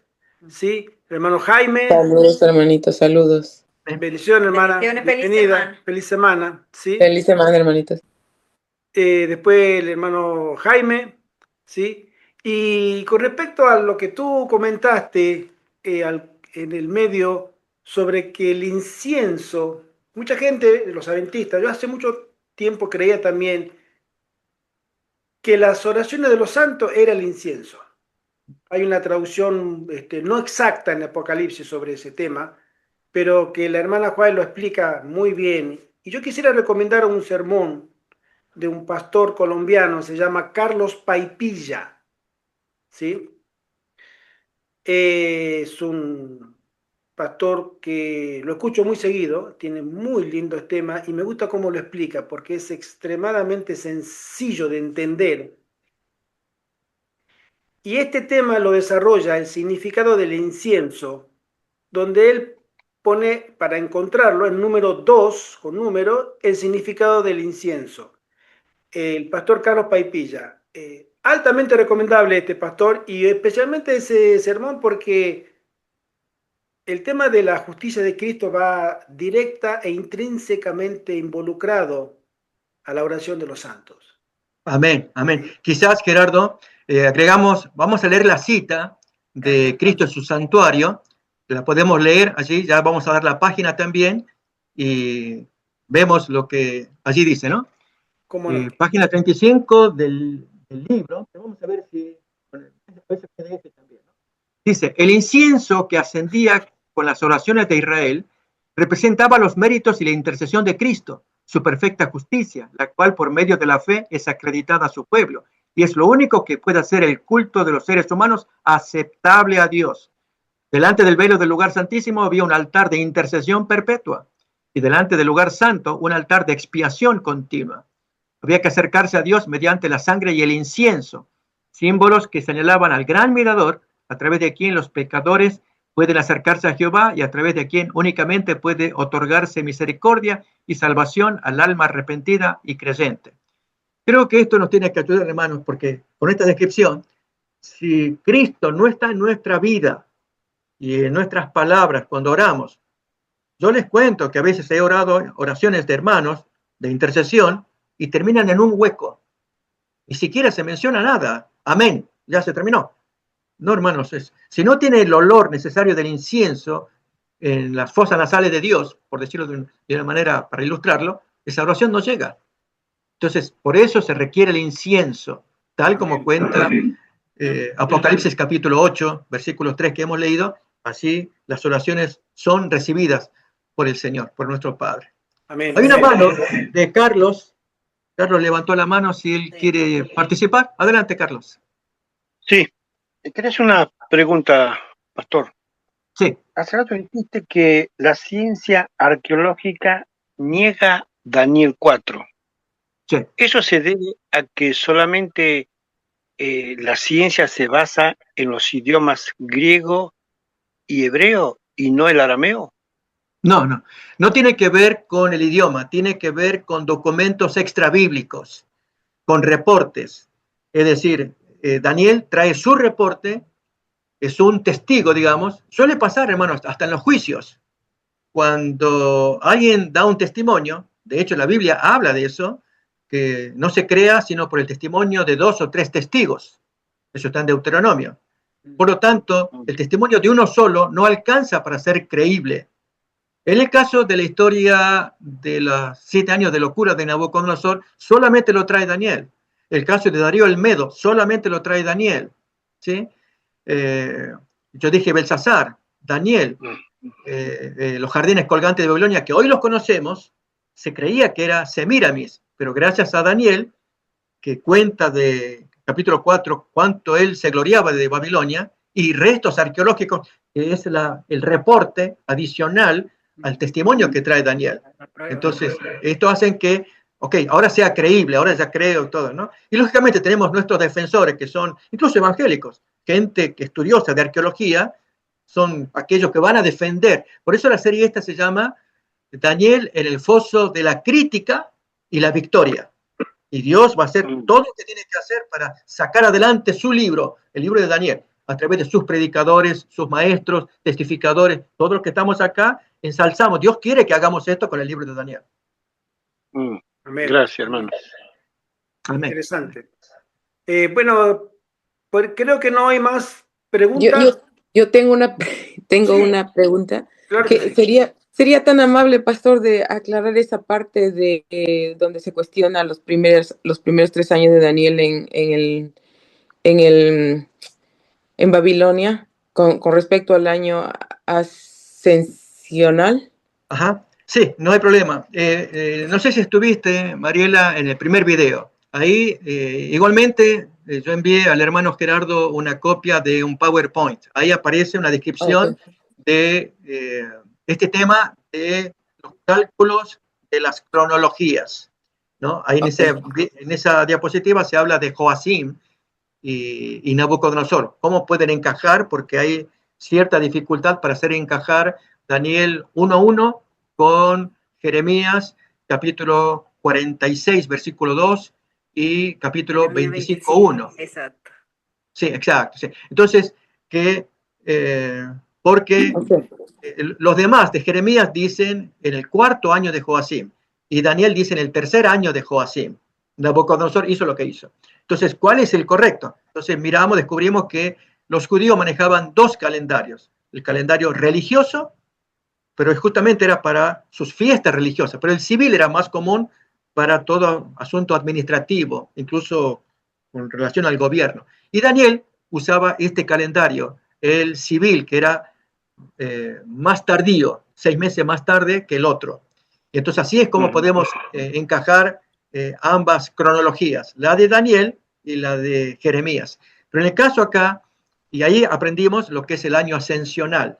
Se llama así el año donde el individuo toma el poder, pero se le computa a partir del año en que se lo dedica al Dios.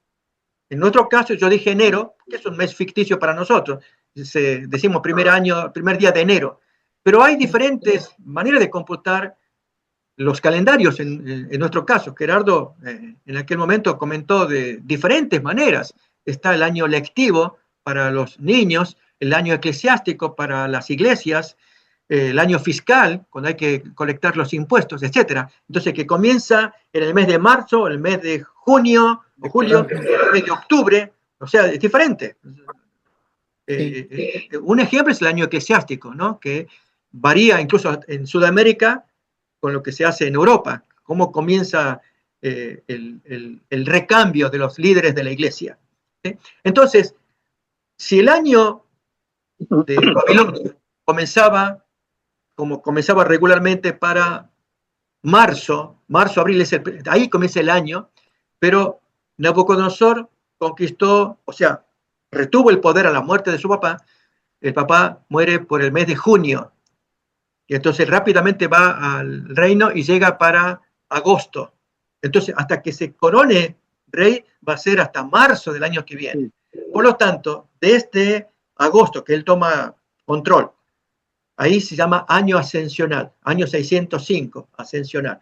Y ahí es cuando ya lo pone a Daniel para que sea entrenado. Entonces, ahí comienza el primer año de Daniel.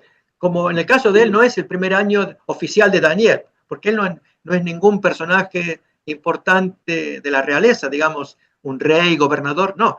Es un estudiante que, como haríamos nosotros, que empieza en febrero, pero el año oficialmente comienza en enero del año que viene. Pero empezó en febrero, marzo, y ya se le computa como año, lo que llamaríamos nosotros un año inclusivo. En el caso de Daniel, ahí comenzó, apenas llegó al reino, empieza su primer año de entrenamiento, va el segundo, y en el tercero, que es el segundo de Nabucodonosor oficial, recordemos, está el ascensional de Nabucodonosor, el primer oficial y el siguiente oficial, que es el segundo. Para Daniel está directamente el primero, segundo y tercero. Por eso es que encajan ahí ambos, van en el mismo periodo, pero Daniel tuvo que haber terminado antes. Por eso dije yo que Nabucodonosor quedó impresionado con Daniel y muy chasqueado con por eso les puso la prueba, a ver si tenían la altura de Daniel. Díganme el sueño, ustedes, ya que son los intermediarios con Dios. Y bueno, Dios actuó de una manera, realmente, a veces usamos el ejemplo del ajedrez, ciertas movidas que hacen tremendas y ahí Dios ganó. Cómo movió a su jovencito y derrotar a los enemigos también, a los magos de ese tiempo. Josué tiene una pregunta a continuación. Gracias, pastor. Sí. Hola, probando. Ok. Estamos probando el micrófono ahora. En primer lugar, que Dios los bendiga un montón. Y es un gran privilegio poder estar con el pastor y mi hermano tío Gerardo. Para hacerlo bien breve, para dar lugar, de todo corazón, Dios los bendiga un montón. Y quiero preguntar, me interesa muchísimo esa parte que el pastor mencionó de lo que es el hierro y el barro. Yo pensaba que cuando se trataba del hierro, ya era Roma papal, para ya hablar de los pies, ¿no? Pero el pastor mencionó que el hierro ya es Roma en los pies. Y esa parte me parece interesantísima. Entonces el barro, ya él mencionó que viene siendo la religión. Tal vez algún comentario me gustaría si hay. Sí. Por favor, gracias. Recordemos que es la mezcla de ambos, ¿no? Y el papado es la mezcla de ambos. Y hoy, hermanos, el actual papado todavía no llega a ser bestia, porque la bestia se la computa como tal con tanto periodo de tiempo, 3 años y medio, 42 meses, 1260 días, la persecución a los santos, etc. Pero la Iglesia Católica fue tal Iglesia Católica después del primer siglo, que fue una linda iglesia, siglo II en adelante sigue siendo iglesia, pero no necesariamente una bestia que Dios quiere que la señalarla como tal, aunque al comienzo, en el capítulo 13, ya aparece describiendo una bestia, pero cuando recibe el trono de Roma, esto va a ser ya desde el 538, ¿sí? Con la carta que Justiniano, el emperador romano de Oriente, envía en el 533. Es una historia que ya vamos a estudiar un poquito más adelante. Y entonces llevó 5 años hasta que cae el tercero de los 3 reinos arrianos, enemigos de Roma. Habían caído los érulos, luego los vándalos y los ostrogodos fueron al final. Cuando caen estos, ahora sí, la carta que había enviado Justiniano, ahora sí tiene poder, ahora tiene valor. Ahora sí ya el Papa puede hacer lo que la carta dice. Y sería bueno, hermanos, leer la carta. Yo también la tengo en imágenes, la podemos mirar, leer, analizarla. Y ya se pasa Justiniano de, discúlpenme la expresión, yo soy medio del campo para decirlo, bien en crudo, se pasa de baboso. ¿Cómo escribe Justiniano al Papa? Con esa expresión era tan seductor, y ahí es donde la Iglesia Católica, hermanos, si quería retener, ya venía flirteando con Constantino, enamoríos, digamos así, y era la esposa de Cristo, pero flirteando. Pero ahora tenía la ocasión de cerrarse a ese nuevo flirteo del emperador de Oriente, renunciando a la propuesta que le hacía Justiniano y reteniendo su condición de esposa de Cristo. No lo hizo.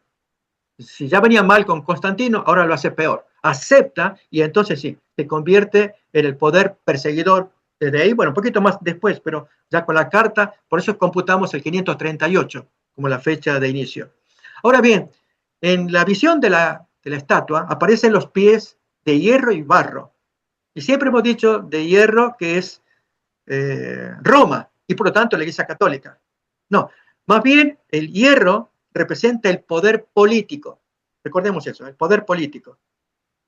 La descripción de las partes de la estatua, oro, pecho, brazos, abdomen, piernas, etcétera, representa la parte política. Y cuando tenía hierro, era parte política. Los pies de hierro es parte política. El barro va a representar la parte religiosa. De hecho, hay autores que mencionan que es la parte humana. El hierro, el metal, político. El barro, por eso es que la hermana White dice que los asuntos eclesiásticos, cuando se mezclan con el poder político, esa mezcla Dios no la puede tolerar.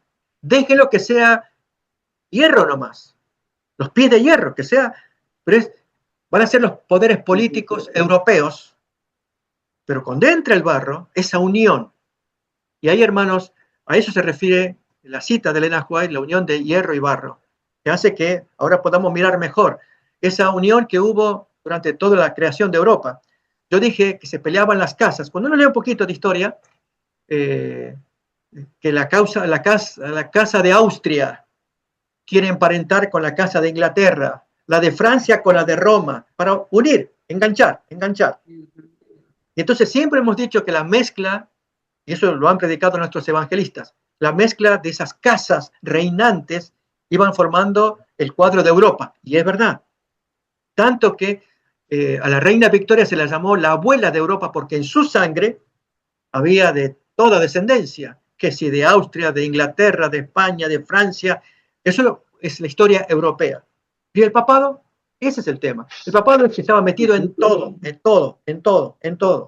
No había manera en que no funcionara la sociedad medieval sin el papado, hasta que viene la Revolución Francesa. Ahí sí es el primer ataque mortal, la Revolución Francesa, pero luego la herida mortal la va a dar Napoleón 11 años después, 9 años después de la Revolución Francesa, 1789, 1798, 9 años después de la Revolución Francesa. Esa es la historia cómo la podemos tener en la cabeza para que veamos la armonía entre el barro y el hierro. Interesante. Muy interesante. Aquí hay una nota que dice del hermano Alexander: si me desconectó es porque no tienes buena energía. No sé si se refiere a mí o es él, ¿no? Se corta cada hora y... No, es él, porque él no vive en un lugar donde tiene una conexión segura. Sí. Ya. Cuando tengamos el video, hermanos, ahí ya va a internet y que ahí lo podemos ver. Amén. Amén. Sí. Amén. Muchísimas gracias, pastor. ¿Hay alguien más que tenga alguna consulta, mis queridos hermanos, hermanas? Y si no, queremos dar en primer lugar, bueno, también en segundo y en tercer lugar. Gracias por las oraciones de todos vosotros, porque nuestro querido hermano José Antonio lo tenemos de nuevo acá. Tenemos José Antonio para rato, ¿eh? Sí, porque en realidad Bueno, pensaba que era más grave y no ha sido nada. Fue un susto. Eso le iba a decir, me dio mucho gusto ver al hermano José Antonio de nuevo, juntos ahí los tres. Gracias a Dios. Sí. Siempre está en las oraciones, no se preocupe. Me hicieron radiografías, tomaron la tensión arterial y todo está perfecto, gracias a Dios. Gracias a Dios, amén. Amén, amén. Sí, nos pusimos primero preocupados porque estábamos así, decía el pastor al comienzo, ¿no? Listo para arrancar con la reunión, ya teníamos el link todo preparado para enviarlo. Ya habíamos probado todo, ¿no? Uh-huh. Y mi esposa baja y me dice, el hermano José Antonio no se siente bien. Y voy a buscarlo y él ya también viene atrás de ella, hermano, me siento mal, me duele el pecho. Que creo que fue después del almuerzo, pero no me siento bien. Enseguida, hermano, al médico. Y ahí fue que en el camino hice el cartelito y estuvimos ahí hasta tarde, como hasta las 11. Sí. Bueno, unas 3 horas que nos llevó hasta que tomaron la radiografía, la analítica de la sangre, un electrocardiograma, todo, pero la doctora dijo que está bien. Fue un susto bueno. Y bueno, eso es lo importante. Así que, gracias a Dios. Sí. Gracias a Dios. Que sí. Yo creo que el Señor también les quiso dar unas pequeñas vacaciones para que también puedan descansar de todo lo que hacen. Gracias, hermanos. Bueno, pero estamos ahí firme, hermanita, junto al cañón. Gracias también por el consejo. Amén. Pero todos sabemos que el tiempo es corto. Y tenemos que aprovechar el valioso tiempo que nos queda todavía para trabajar para el Señor, porque todavía es de día. Ya viene la noche en que no podremos trabajar. Amén. ¿Sí? Y tenemos que prepararnos. Así. Que el Señor nos bendiga grandemente. Pastor, muchísimas gracias por lindo tema. Amén. Sí, amén. Lindo tema. La próxima semana tendremos la continuación o el capítulo 3 directamente. Ya, directamente el capítulo 3. Perfecto. Capítulo 3. Hermano, mis queridos hermanos, muchísimas gracias por acompañarnos. Pastor, gracias por muy lindo tema. Nos esclarece, nos ayuda a entender que Dios siempre ha levantado profetas y hoy más que nunca para este tiempo del fin. Amén. Consagremos nuestra vida, mis queridos hermanos. Nos queda poco tiempo. Se está hablando, ustedes saben que las noticias en tiempo de guerra vuelan y la mayoría de las noticias no son de confianza, pero se habla de que serios analistas políticos, de que si no termina esta guerra muy pronto, no pronto, sino muy pronto, se va a configurar un escenario de escasez tremenda. No solamente de petróleo, sino de fertilizantes. Y de alimentos. Y si no hay fertilizantes, no hay alimentos. ¿Sí? Entonces, se están acabando ya las reservas que había de fertilizante prácticamente. Entonces, los supermercados, que son los receptores de la alimentación para las ciudades, van a empezar a sentir la escasez. Se habla de que para fin de mayo, junio, si esto no cambia, se va a reconfigurar todo el tema de lo que sería la alimentación. Hermanos, y eso va a generar obviamente otras crisis. Recordemos que cuando hubo, acá en España, lo que tuvimos acá, 12, 14 horas, depende del lugar de España, el apagón, la gente entró en pánico. Sí. 12 horas, no llegó a 24 horas. Fue en 28 de abril. Y, mis queridos hermanos, eso fue, acá la gente entró realmente en pánico. Entró un año. Un año, exactamente, hizo un año. Hizo mucho daño a la psicología social. O sea, la gente estaba toda...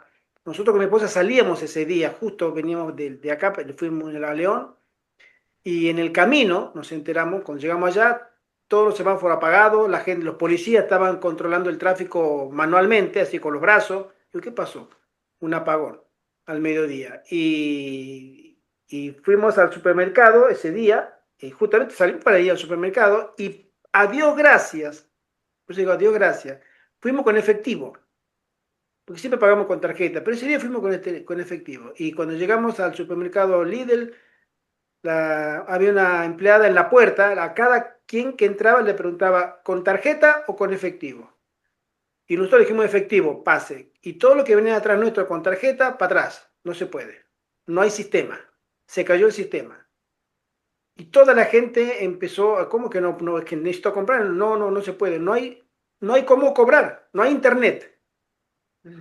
No hay internet. No solamente no hay luz, sino no hay internet tampoco. No funcionaban los datáfonos en las gasolineras tampoco. Exacto. Y si esto duró apenas horas, ¿se imaginan si esto se extiende varios días o semanas? No lo sabemos, pero el panorama es sombrío, eso sí, es muy sombrío. Cuando hay un desabastecimiento de víveres, la gente entra en pánico. Recuerden la época hace 5 años del pinchazo, cuando hubo la cuarentena, ¿sí? O sea, la gente estaba impedida de salir de su casa. Y depende, había ciertos países que le decían, de acuerdo al documento que tenga, puede salir tal día de la semana. Eso fue en Colombia, que me contó mi esposa. ¿Sí? Entonces, otro día no podía salir. Se vienen tiempos que el Señor nos avisa con tiempo, esto va a empeorar. No, y habían los vigilantes en los supermercados, como allá en los supermercados hay segurata, una persona de seguridad, y revisaban la cédula. A la persona que iba a entrar a comprar le pedían la cédula y le decía, no señora, a usted no le toca hoy, a usted le toca tal día venir a comprar, según el último dígito de las cédulas de cada persona. Y a veces a mi hermana la devolvían de los supermercados porque le decían, no señora, a usted no le toca hoy, váyase para su casa. Y si le hacía falta comida, no podía comprar ese día. Lo mismo ocurría también con las patentes de los vehículos, las chapas patentes. Según el número que tenía era el día que podía salir, y si tenía otro número, pues no debía salir, ¿no? Exacto. Así que otro tema. Eso todavía está vigente. En Colombia está vigente eso, el pico y placa le llaman. Entonces, dependiendo del número en que termina la patente, pueden circular los lunes, los miércoles y los viernes. Hay otros que circulan los martes, los jueves y los sábados. Y eso lo publican en los noticieros y en los diarios porque es un descontrol que hay con el tráfico en Colombia. Demasiados autos y pocas avenidas, pocas vías. Entonces han ideado ese sistema. Filtrado, filtrar la circulación. Exacto. Seamos conscientes que el Señor nos llama a nosotros a que podamos salir de las ciudades, porque todo este problema se potencia mucho cuando hay una conglomeración de gente muy grande, ¿sí? Entonces, todos los problemas se van a potenciar si uno permanece en la ciudad. Ni hablar de otros problemas anexos, que son las crisis de vandalismo y saqueo. Son crisis extremas, pero ya han pasado en varios lugares, en varios países, cuando la gente ya pierde el control de la decencia, de la cordura, de la honestidad, como se quiera decir, que la gente va a salir a buscar comida y la va a traer o por las buenas o por las malas. Y encima que no solamente van a buscar comida, cuando se abren o se violentan supermercados, todo vale. Electrodomésticos, artículos de lujo, es decir, el vandalismo es eso, vandalismo, violencia. Y eso se da mucho. Quizás con esto el libro de Daniel que sea significativo, porque como predice el futuro, y Daniel pudo ver en las visiones, especialmente cuando miremos ya el capítulo 7, hechos del futuro, ¿no? Y que se cumplieron incluso en los días de él. El caso del león que se puso enhiesto, parado, el oso que camina de una manera, el leopardo, el carnero que tiene los 2 cuernos. Entonces, él lo pudo presenciar. Y por lo tanto, todo lo que él escribía, Dios se lo revelaba para que sepa la gente, que se preparen adecuadamente. Y cuanto más si revela cosas que tienen que ver con los días finales, como sucede con los dedos de la estatua. Lo mismo con Daniel 7 y 8, que habla del reino que se entrega a los santos en los últimos días. Y tenemos que incluso completarlo con Apocalipsis. Y ese es el deber nuestro. Recibido el mensaje de los profetas, ahora lo tenemos nosotros y lo practicamos, lo predicamos, cumplimos. En este caso, el buen consejo que tú das de ya planear y dejar las grandes ciudades para que el desenlace que tenga que venir de castigo a los pecadores afecte a quienes corresponde, pero sus hijos a tiempo han escuchado el mensaje, como cuando Jesús les dijo del asedio de Jerusalén y la caída de Jerusalén. Y entonces cuando se cumplió el asedio estaban atentos. Así en nuestros días, cuando vemos los eventos que se van cumpliendo, atentos. Y uno de ellos es, hermanos, tal lo que se está diciendo. Y siempre se ha dicho aquí en estas plataformas, ¿no? Dejar las grandes ciudades. Así que gracias, mis hermanos, por participar. Y tenemos una oración final. Entonces, ¿cómo no? Sí. Concluimos. ¿Sí? Oramos. Querido Padre que estás en el cielo, te damos gracias por este nuevo estudio de la palabra de Dios, del libro de Daniel, capítulo 2. Gracias porque permites que podamos exponerlo libremente y luego queda el material para ser visto en internet. Aquellos hermanos que quieran escuchar y prepararse adecuadamente con las exhortaciones que Dios pone en nuestros corazones. Señor, guíanos y cuídanos a todos los hermanos que participamos. Ayúdanos a que seamos fieles como lo fue Daniel, que fue un hombre consagrado, preparado, que pudo enfrentarse a los grandes de aquellos días y dar feliz testimonio que honraba al Señor. Así nosotros prepararnos adecuadamente, moralmente, para dar el oportuno testimonio cuando tiene que ser dado. Guíanos a todos, querido Padre, a los que estamos participando. Pedimos tu bendición, a la vez que agradecemos que has cuidado a José Antonio y nos cuides a todos nosotros. Amén. Esto pedimos y agradecemos en el nombre de Jesús. Amén. Amén. Amén. Amén. Amén. Amén. Amén. Feliz semana para Feliz todos semana nuestros para queridos todos. Gracias, mis hermanos. Un Dios los abrazo bendiga a fuerte. todos. Gracias Feliz para todos y semana, gracias a todos por la gracias. presencia. Amén. Bendiciones. Estén bien. Bendiciones. Muchas gracias. Feliz semana. Bendiciones Adiós. para todos. Semana. Amén.